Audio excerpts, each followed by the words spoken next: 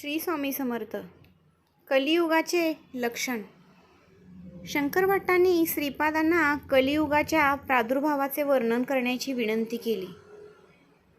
त्यांनी सांगितले, नद्यांना भयंकर पूर येऊन मनुष्य, पशु, संपत्ती यांची अपार हानी होणे, भूमीचे प्रकंपन होणे, सूर्य चंद्राची गती बदलणे, दिवसा अंधार पडून सूर्य न दिसणे, धूमकेतू दिसणे, ही सर्व कलियुगाची लक्षणे आहेत.